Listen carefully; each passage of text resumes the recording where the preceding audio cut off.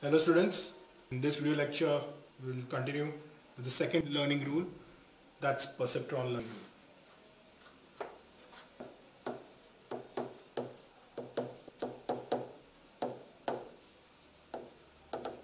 Initially right now I'm going to start, I'll write down all characteristics, what does the rule do, okay.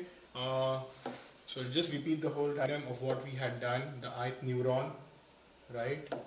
This was the ith neuron that we were talking about, and there were a set of inputs that we had to x till up till xn, right. All these will go as input to this guy, right, and this will be having the weights wi1 till up till win, right, and then this gives you what value? It gives you net, right, net of I, and after this net of I you have something called as threshold logic unit.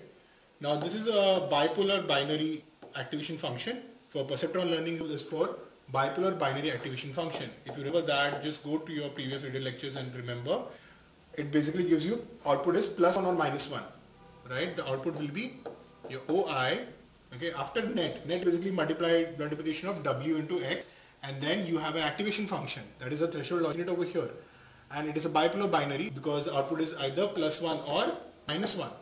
Right, so OI will be either +1 or -1. So hence the desired input also should be +1 or -1, right? Desired will also be either +1 or -1. It cannot be anything else other than that. So we come over here and there is a addition or subtraction you can have. There's desired input will be given over here, and this will give you a R. R is the signal, right? So here you what you have over here is you have multiplication by X, and then you have C and X, and this is your R. R is nothing but Di minus OI. Okay, R over here is nothing but Di minus OI. That is what is your perceptron learning rule. Okay, your learning rules are basically based on your R, how the R differs. So this will be given as output, and the output will be delta of Wi, and that will depend on C, R and X. That's what we have seen. Okay, so learning signal over here, the difference between the desired, that is Di, desired, and the actual neuron's output. Okay, that's the learning signal. And here learning is supervised because the learning signal is taken into picture, right? So R is roughly equal to your Di minus OI, right? And what is OI?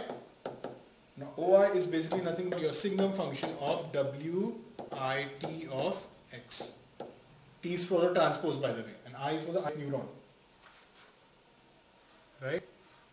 OI is the output, right? So now what will be Wi? Delta of Wi will be C, and then what? Your R is Di minus OI. So I'm going to write Di, and OI is signum function, right?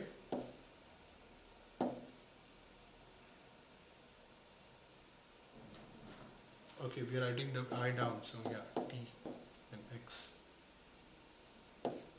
Okay, so this is what your Wi is for. Now we look at the jth input. If you could take into consider the jth input, so Wij will be again C Di. This desired output is for the ith neuron, right? There's no J over here, so signum. Then you have Wit X, and then you'll have Xj here, right? And J will go from what? J will go from 1 to n because of the n number of inputs that we have. Look at here, right? So this was all about perceptron learning rule. Okay, this is only applicable for binary neurons. Okay? Binary neuron response. Okay, so because this we get only adjusted, you can go to +1. Desired can be also +1 or -1, and adjustment. So if you look at that, this adjustment, if it is +1 and -1, so Wij will be equal to ±2C of X, because Di and OI will be +1 or -1. Okay, and the weight change will only happen if both are unequal. Weight change will only happen when Di is not equal to your OI, because if they are equal, there will be 0, so there will be no weight change. So if you look at that, if Di is -1 and OI is 1, that will become -2x. If Di is +1 and OI is also, OI is minus 1, then it will become plus 2 C of x. So this is how it reduces to. Are you getting that? See, di and OI can take plus minus 1, OI also can take plus minus 1. If both are equal, what will happen? Di minus OI will become, di minus OI will, if both are equal, it will become 0. Okay, di minus OI will become 0. So if when both are different, you will either get plus 2 or will get minus 2. So this is what it reduces to. That is your perceptron rule, perceptron learning rule. So we'll take an example now here and see how this basically functions, or basically how we apply this in the scenario of weight updation. Okay. So I'm going to take the, it's not a previous example, slightly, values are slightly different. Okay. Here W1 is 1, minus 1, 0 and 0.5. Your X1 is 1, minus 2, 0, minus 1. Your X2 is 0, 1.5, minus 0.5, minus 1. And your X3 is minus 1, 1, 0.5 and minus 1. Okay, so this is what is given to you. C is here 0.1, and instead of previous problem we have seen was 1. Now D1, now desired responses has to be given, right? So D1 is minus 1, D2 is also minus 1, and D3 is 1. Okay, so these are your desired responses, D1, D2 and D3 for the 3 different inputs. Now we'll start with that. Okay, so the step 1, what do you have? You have to calculate net 1. Net 1 is what? Wi1t of x1, that is, just multiply this 1 minus 1, 0, 0.5 into your x1. X1 is 1 minus 2, 0 and 1, right? The input, that data that is given to us. So this will give you, sorry, it is minus 1, right? So this will give you 2.5. So 2.5, then signum function of 2.5 will be how much? It's positive, right? So it will be 1. Now the desired response over here is minus 1. So there is O that we got, O1 is minus 1. Sorry, O1 is 1. And they both are different. So there will be a weight change, right? There will be a weight change. So W2 will be equal to W1 plus. Now C is, it's CRX. W2 is W1 plus CRX. C is 0.1. What is your R? R is DI minus OI, right? So what is DI? DI is minus 1. OI is 1. So minus of 1 again. And what is X1? X1 we have to write down. So what does this become to? Actually this comes to something like this. I'll just write it down. Your W1. W1 is 1 minus 1, 0 and 0.5. This is what you have, right? Plus, it will not be plus, it will be minus, I guess, right? Because there's a minus sign over there. Okay. So we have minus. So 1 minus 1 minus 1 will be 2. So minus 2 into 0.5 will give you minus 0.2. Not 0.5, sorry, 0.1. Okay. Into your x1. What is x1? 1 minus 2, 0 minus 1. So once you do this calculation, you will get some values. Just check. You have to solve this, by the way. I already solved and just writing it down from my book.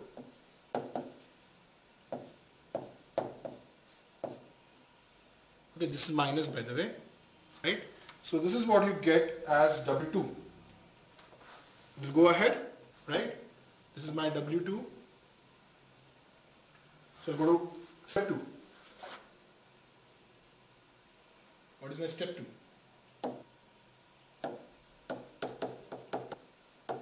I'm going to calculate net 2. Net 2 is W2 of transform of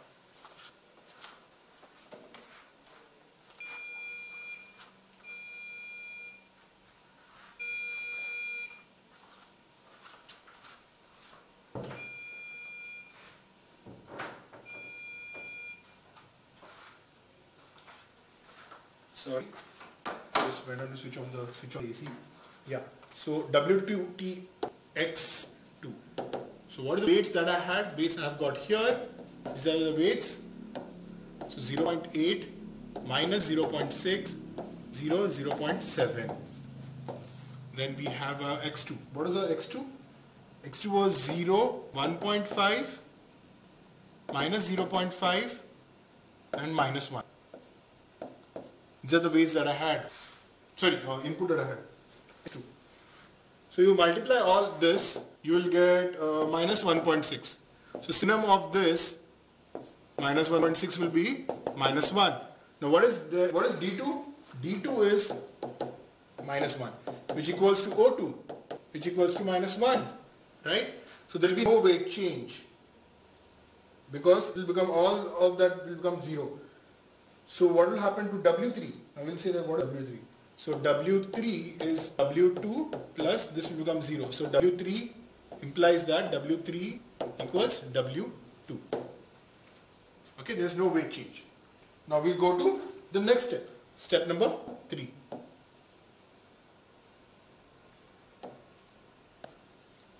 So in step 3 what happens? Your net 3 is W3TX3. W3 is equal to W2, right? So we write down the whole value again, 0.8 minus 0.6, 0 and 0.7 into X3. What is X3? X3 is minus 1, 1, 0.5 and minus 1. Okay, this was your X3. So once you do this, you get value minus 2.1. So signum of this minus 2 will become negative.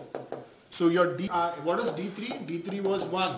So D3 and O3, D3 and this is your O3 are different. So there will be a weight change. So what is that? W4 equals W3 plus C is 0.1, right? So DI minus OI. DI, that is D3 is what? 1. And OI is, O3 is minus 1. So minus 1 will become plus, fine, into X3. So this is nothing but your weight 3. I'm going to write the weight, that is 0.8 minus 0.6, 0 and 0.7. It will become plus 0.2, right? This is 2 and into this will give you 0.2 into your X3. So your X3 is minus 1, 0.5 and minus 1.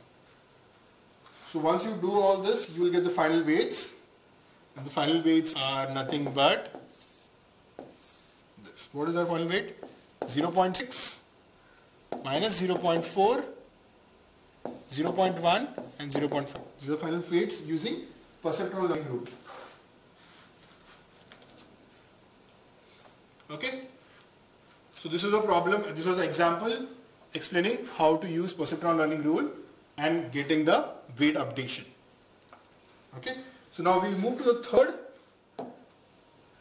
learning rule. Okay? I'll just clear this instead of having it. So the third learning rule is your delta learning rule.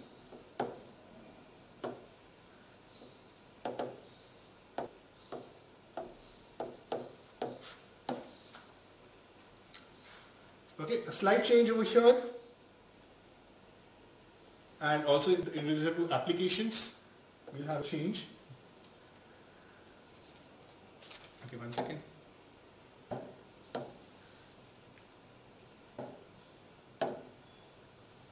Now this is a continuous Biola neuron, so I'm going to draw a triangle over here. This gives you f of net, continuous perceptron. This will give you O of I. Now this applies for continuous perceptrons.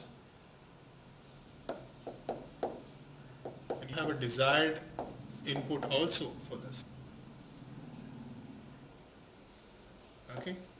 Now I'm going to do something over here. This will give you f dash of net. Okay, and here you have di minus OI. Okay. As a learning signal. So this is not a learning signal. Learning signal is multiplication of this. And then again we have something here. This will be your final one. C and this is your x, and this will give you delta wi. Okay, and obviously we have x1, x2 goes up till xn here as an input vector. Input vector is on the left hand side, right? So, and obviously you have that wi1 and goes up to the same win, because there are n number of inputs, right? So this is how your weights gets updated. Now what do you have over here? Now this delta learning rule is used for continuous activation functions only. It's a supervised string node because we have di, right? It's a supervised mode. So the learning rule, as you said, is delta. So delta means we always use delta for differentiation, right? So if you look at that, your R is equal to what? R is equal to di minus, okay, di minus oi. So oi is nothing but f of net, right? Oi is nothing but f of net, and that is what wi t of x, right? So this is your signal plus into, there's what into this guy, so f dash of net. Or because we have written net is wit into x, I'm just going to write that again. And what is that? Wit x. So this is your learning signal. Now this learning signal, you're going to put it somewhere else in your formula and then see how it behaves. Okay. Now before that we'll just do a small definition or something about w or f dash of net. So basically, what is your f dash of net? The term f dash of net is a derivative of activation function, that is your f of net, right? So the least square error between oi and di, we calculate the gradient. Basically what we're doing, we calculate the gradient vector. Let's say we are calculating the least gradient, and I'm going to talk to you about this, like what is E. E is the error between that, and we're trying to we are doing the mean square error. So the mean will be two values, so obviously 2, and difference because it's an error, and least mean squared error. So square of the error is difference. So when you do this, what do you get? Di minus oi. So di is nothing but f of net. Sorry, oi is nothing but f of net, and it's square. Okay. So when you go the gradient method, when we are doing gradient method, what you do, basically we do minimization. So we are taking derivative of error with respect to weight, because weights are changing, right? So minus, it will become di minus oi, and then it comes to f dash of witx, that is your net. Now this is just an example that I'm giving, okay, but this is basically what I'm just giving an explanation, sorry, not an example. You're taking a derivative with respect to weights of the error signal. Error signal is what? Error signal is nothing but di minus oi. Okay, once you do this, what do you get? You get this value, minus of di minus oi, then you have f dash of, right, you have dash of net into x j, because we have taken wij over here, I'm writing xj for the jth input vector. This is not j, this is I. Okay, so this is how it looks like. So weight updation, basically your weight updation, your delta w is nothing but it depends on minus eta derivative of E. Okay, because it's a minimization, you're minimizing it, right, in the negative direction, and the eta is a positive constant that we have over here. Okay, and that can be, you can write eta equal to C also. So basically what I'm trying to tell over here is, this is how your R signal will look like. Okay, your R signal finally will, or sorry, not the R signal, your weight updation will be nothing but, I think you can look at the diagram also, you can tell me your delta Wi is nothing but eta di minus oi, and then you have f dash of net, right?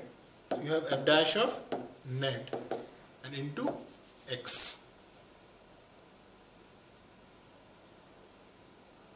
Okay, or you can write it as in terms of j. When you have jth input, you can write it like this. Eta is nothing but, your eta can be, I told you, it can be as C also. So you have di minus oi dash of net into x, the whole thing, sorry, this whole thing has to come here into your xj, because you have taken wij, and j goes from 1 to n. There's n number of inputs that we have. So this is how your weight updates happen in this case.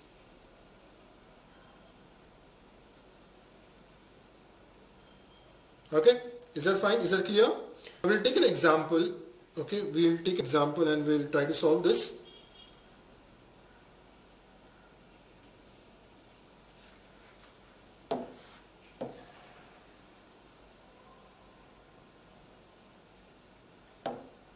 Okay. Now just we're going to take a previous example and apply delta learning rule bit. Okay, what I'm going to do is I'm going to take a previous example again and apply delta learning rule bit. So let's write down the inputs that we have. Input initial value is 1, minus 1, 0, 0.5.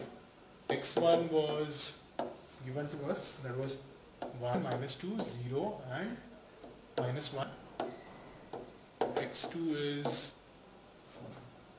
0, 1.5, minus 0.5 and minus 1, and x3 also was given to us, that is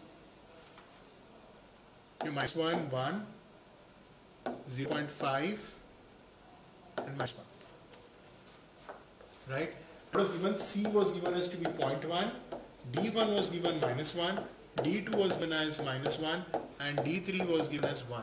So these are the things that we had in the previous problem. Right? But now we're going to solve this problem using delta learning rule instead of percentage learning rule. Okay? Now we have bipolar continuous function. Okay, this is for bipolar continuous activation function. So what is for bipolar continuous function? What is the fnet? Just doing this now. Fnet for bipolar continuous activation function. If you remember, it is nothing but 2 upon 1 plus what? Exponential of lambda. Right? Minus lambda net. Minus lambda into net, right? That was your, sorry, minus 1 also. This was your bipolar continuous activation function. This is your f of net. So here what happened if you take f dash of net? F dash of net. What do you get f dash of net as? You take a derivative with respect to net. So what do you get?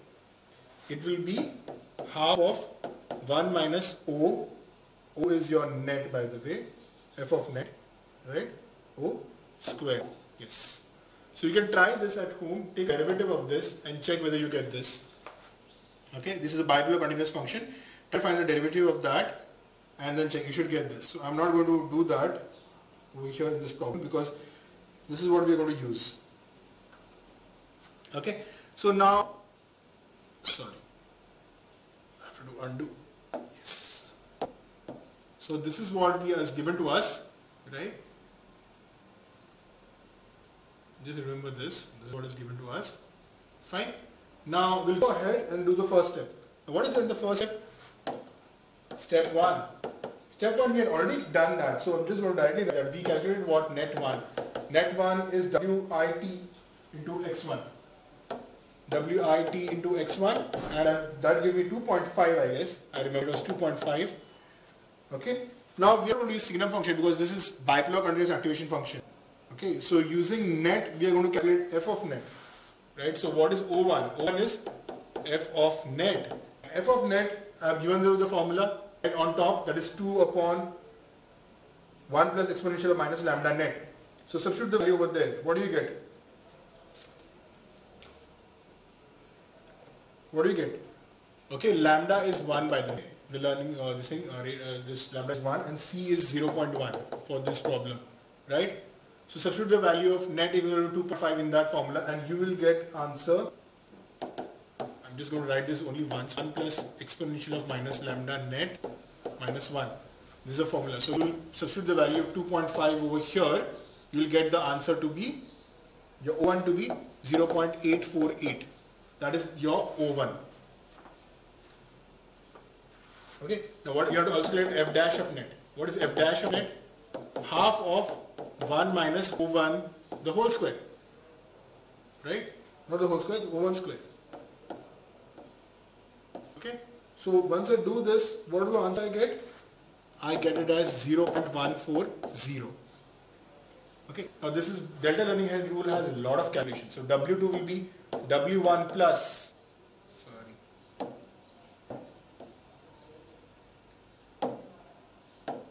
W1 plus the whole thing. What is the whole thing? C into DI minus OI, then into what? F dash of net 1 into x1. This whole thing. So this will give you what? W1 is what? W1 is 1 minus 1, 0 and 0.5 plus C is 0.1. Okay, 0.1. Now desired is what? Desired had 1. Not D1 was what? This should have been 1. 1 and 1 over. So desired is minus 1, I guess. Yeah, minus 1. Desired was minus 1. So minus 1 minus O1 is what? 0.848. Yes. Now into f of net, f dash of net was what? 0.140. Done. Then you have your x1. What is the x1? x1 was 1, minus 2, 0 and minus 1. Please solve this problem. Just don't sit and look at what is happening. So whatever I'm solving, write down in your books. Then you'll understand what problem and what is going on. Okay? Whenever I'm solving a problem, take your notebook and solve it along with me. So you'll understand what is happening. Because most of the times I'll be shifting this. I'm going to shift this again on top. So you'll lose out on whatever data was there on the screen previously. Okay? So I'm going to calculate, I'm going to multiply all of this and add it to your W1. So once I do that, I'll get the final answer to be, I'm just going to write the final answer, 0.974. I will prefer if you write digits up to 3 digits after decimal point. Okay, because that gives you a clarity of what the values are about. This will be 0, this will be 0.526. Don't round it off up to 2 digits. Then it will give you some same error or some error. So basically use 3 digits. That would I would prefer. Okay, so this is what we got from step 1. So we go to step 2 now. Step 2 is net 2. So your net 2 will be W2x2. Okay, so your W2 is this guy, right? This was your W2. So we're going to write it as 0.974 minus 0.948, then 0, then 0.526. This whole thing will be into x2. What was your x2? Let's go back and check. What is your x2? x2 is 0, 1.5. 0, 1.5 minus 0.5 and minus 1. These are the x2. So we multiply this, you'll get some value. That is minus 1.948. Now this is nothing but this is your net 2, right? This is your net 2. But now we have to calculate O2. O2 is f of net. So substitute this net value, f of net 2, right? So you substitute this value into that function, 2 upon 1 plus exponential minus lambda net, and then whole thing minus 1. So that value O2 will give you minus 0.75. Okay, minus 0.75 is the O2 value. Now we have to also calculate what? We have to calculate f dash of net. F dash of net is what? Half of 1 minus O2 square. Right? O2 square. So once you put the value of O2 over here, this will give you 0.218 as the answer. F dash of net. So just calculate these values. What we're doing, I'll just repeat again. In step 2, what we have done, we have taken net. Step 2 is, we start with net 2 first. Net 2 is W2TX2. We multiply the weight into X2. So this is the weight W2 that we got from the previous step, and then X2 input, that X2 is input vectors that are given to us. Multiply it. We'll get the net value is minus 1.948, and then we find O2 using the net. That's F dash of net. Sorry, F of net. F of net 2 will be, using that formula of bipolar continuous function, we'll get minus 0.75. Then we calculate F dash of net. F dash of net is half of 1 minus O2 the whole square. O to the square. Right? So that will give you 0.218. Now we do the weight updation. So W3 is nothing but W2 plus C is what? C is 0.1. So DI minus OI. So D2 minus O2.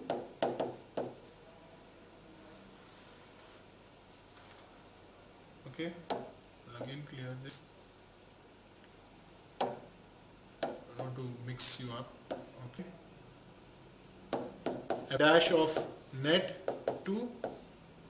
Don't think it is square, it's net 2, then x2. So I'm just going to write this. W2 is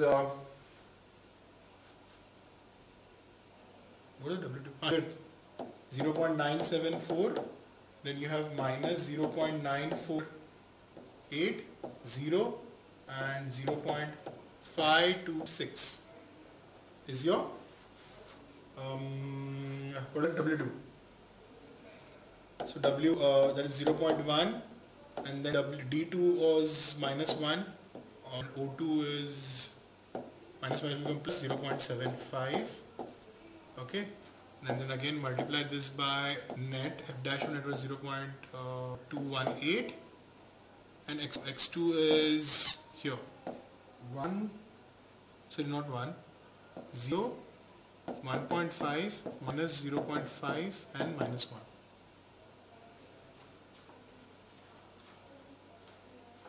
Okay, so once you do this, the answer that you get, this whole thing, you'll get it as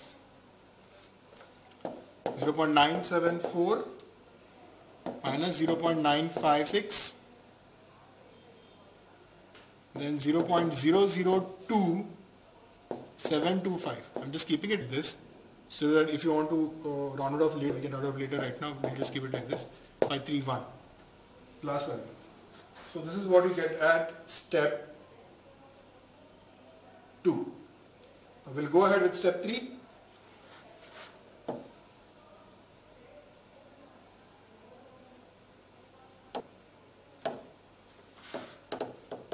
So at step 3, again we'll start with net 3. That is W3T X3. Now what is your W3T? This is your W3. Okay, I'm not going to write this again. And into your X3. So your X3 was, I'll just write down what is your X3 value. So X3 is minus 1, 1,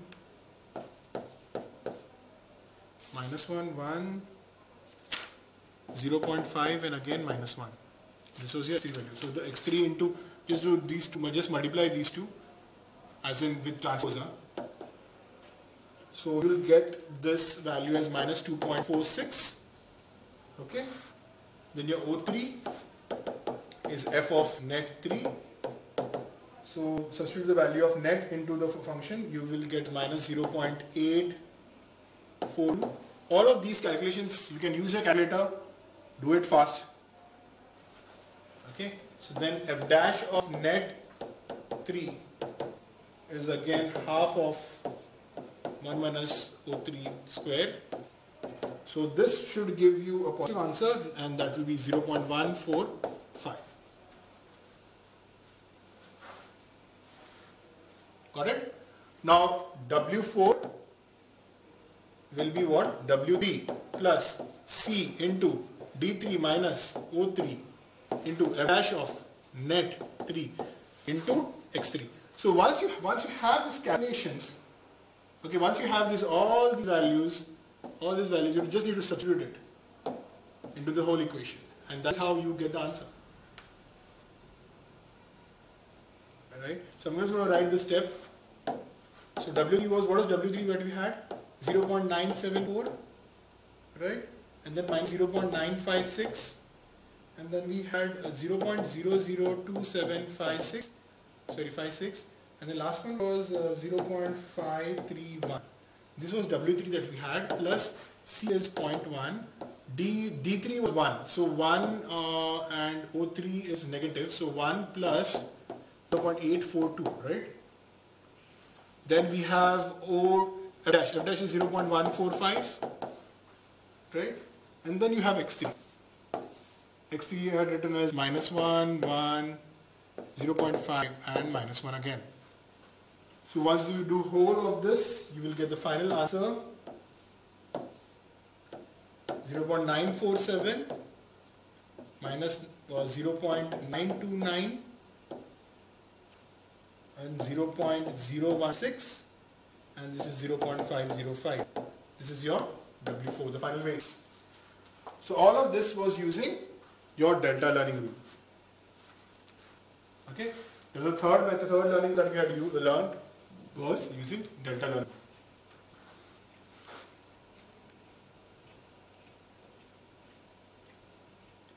Okay, fine. So we'll go to the next one.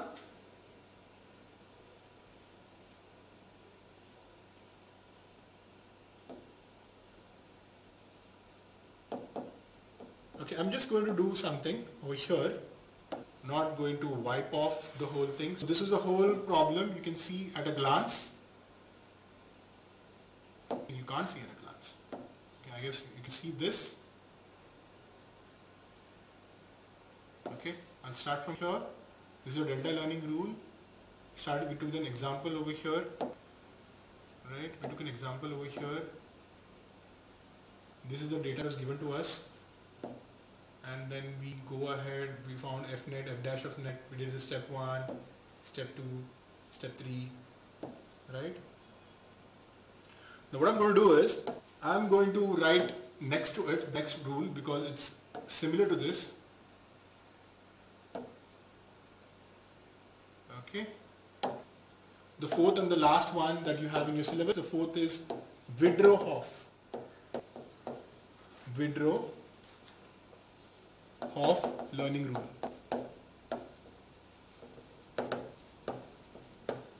Okay.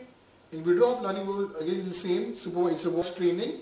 It is independent of activation function of neurons since it minimizes the squared error between desired output value di and the neuron's activation function. Okay. Basically what it means is your learning signal over here. Just you want to compare this because Widrow-Hopf special case of delta learning rule. Okay, your learning signal becomes that is your R. Okay, your R is nothing but it is equal to the difference between di minus wit of x. Okay, instead of having di minus oi, it is di. Basically, what does this mean? It is di minus net I. Okay, that is what it means. Okay, so your delta W over here I is nothing but C into di minus wit of x. Instead of f of net, we have net. Instead of f of net, that is your O. O is your f of net. Instead of that, we use net over here directly. So that is your weight updation rule like this. Instead of that, we can have Wij. It will be C of di minus wit of x into x of j. Right? For single weight adjustment. This is for single weight adjustment when there is a jth input. You look at this, and where is that? This, yeah, here. Instead of f dash, we don't have. Now let's see. Why is this special case? Why is this special case? Because your OI over here, I do use a red one. I'll make a better impact. So OI over here, your OI is basically your net. There is no f of net. It's net. So what does it tell you? Your f of net equals net in this case. So what will happen to f dash of net? You take a derivative with respect to net, what will happen? F dash of net will become 1. Right? Derivative itself will give you 1. So your f dash of net will become 1 in this case. And here, because OR is equal to net, your f dash of net becomes 1. And that is how this equals this. This is a special case. So Wiedrohoff, that's why I said Wiedrohoff is a special case of your learning rule. Where f of net equals net, so f dash of net will become equal to 1. Because your activation function, basically activation function is simply identity function. F of net equals to net, so it's an identity function. Okay, so this rule is also called as least mean square rule. LMS, that least mean square rule. Okay, so what you have to do as a homework,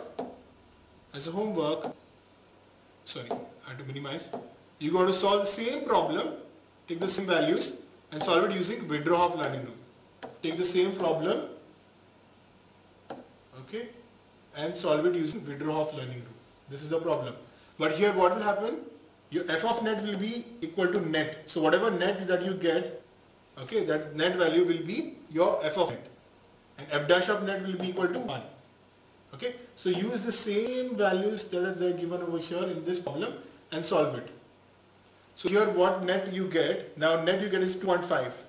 Okay, so 2.5 will come O1. You are not going to do this calculation. This will come 2.5 directly. And your f dash of net is 1. Okay, so substitute the value over here. What do you get? So di will be, di is 1, oi is 2.5. So look at the answer. C is 0.1. So you just do this and this will become 1. Okay, and this other value is already there. So you just see and solve the whole problem using this and calculate the values of till W4. Okay, and that answer you have to give me in the lecture that we take. Before attendance, we'll take a discussion. You have to give me the answer. Okay, so that's it. This completes your unit 1 of the syllabus. Fine. Thank you.